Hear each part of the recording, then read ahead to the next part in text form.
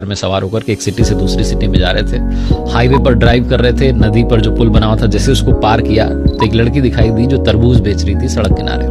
बच्चे ने जिद की वाटरमेलन चाहिए, तो इन्होंने कार को साइड में रोक दिया। गाड़ी का शीशा नीचा करके जो है मैडम ने पूछा कि क्या भाव दिए, तो उस लड़की ने कहा कि 50 रुपए का एक लेके चले जाओ। तो ये जो मैडम थी मोल भाव करने लगी कि 30 रुपए, उससे ज्यादा नहीं। वो बच्ची कहने लगी कि आप गजब कर रहे हो, आपने तो 30 रुपए बोल दिया। तो मैडम ने कहा चलो 40 रुपए। तो उस बच्चे ने कहा अरे 40 का तो हमें ही पड़ा है, 45 का मैं आपको दे सकती हूँ। ये भाई साहब जो थे, पति जो थे, मुस्कुरा रहे थे कि क्या ये जिद बहस कर रही है इतनी छोटी सी बात पर। और जो मैडम थी वो मोल भाव में लगी हुई थी। तभी वो जो लड़की थी वो तरबूज लेकर के इनकी जो कार थी उसके पास में आ गई, और जो बच्चा था वो खिड़की से बाहर देख रहा था। तो मैडम थी, उन्होंने एक और इमोशनल दाव खेला। उन्होंने कहा कि अपने छोटे भाई के लिए दे जाओ 40 रुपए में।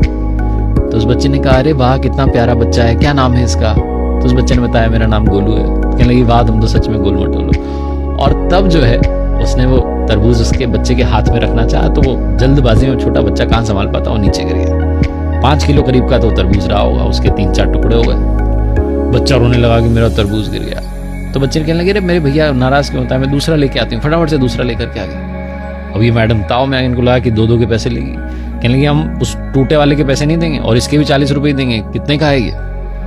उस बच्ची ने कहा, जो लड़की बेच रही थी तरबूज की, मुझे तो आंटी जी कुछ चाहिए ही नहीं, मैं तो अपने छोटे भैया के लिए लेकर आई हूँ, मेरी ओर से तोहफा है इसके लिए। तो कहने लगी नहीं नहीं तुम पैसे तो लो।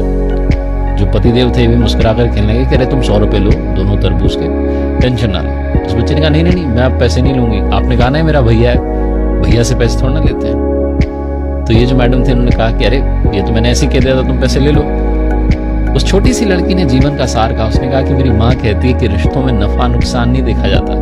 पहला वाला टूट गया कोई बात नहीं, दूसरा वाला इसके लिए मेरी ओर से गिफ्ट है, तोहफा है, आप लेके चले जाओ। जब उसने ये बात कही तो इन मैडम ने पूछा कि तुम्हारे परिवार में कौन कौन है, तुम्हारा कोई भाई है? उस लड़की ने कहा मेरा भाई तो, और ये कहकर के रोने लगी कि कुछ समय पहले ही उसकी जो है डेथ हो गई, बीमार हो गया था, हम हॉस्पिटल ले जाते तब तक उसने दम तोड़ दिया, 2 साल का था वो।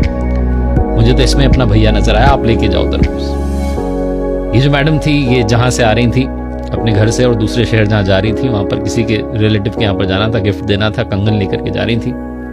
बिना देरी के इन्होंने अपने पर्स में से कंगन निकाले और उस लड़की के हाथ में रख दी कि बेटा ये मेरी तरफ से तुम्हारे लिए। वो लड़की कहने लगी कि अरे तरबूज के बदले ये? तो इन्होंने कहा हाँ बेटा, रिश्तों में नफा नुकसान नहीं देखते, तुमने इसको अपना भैया माना, मैं तुम्हारी माँ हुई, मेरी ओर से तुम्हारे लिए अपना ख्याल रखना और सबका ख्याल रखना।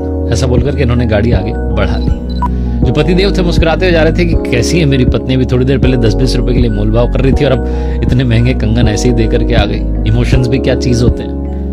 और तभी इन्हें याद आया जो उस लड़की ने कहा था कि रिश्तों में नफा नुकसान नहीं देखते। बिना देरी के इन्होंने अपने बड़े भाई को कॉल लगाया और बोला कि अरे वो वाला प्लॉट आप रख लो, वो बाजार की दुकान आप रख लो, मुझे नहीं चाहिए, मैं कोर्ट में जो मुकदमा किया हुआ है वापस ले लूंगा। बड़े भाई साहब कहने लगे तुझे क्या हो गया अचानक? तो इन्होंने कहा कि वो भाई साहब मैंने सुन लिया है, याद रख लिया है कि रिश्तों में नफा नुकसान नहीं देखता। बड़े वाले भाई साहब भी पिघल के कहने लगे कि अरे मेरे छोटे इतने प्यार से पहले बात करता तो बात आगे बढ़ती नहीं, आजा घर पर चाय पीते हैं और सब सॉल्व कर लेते हैं। बहुत छोटी सी कहानी है जिसका सार ये समझाता है कि रिश्तों में नफा नुकसान मत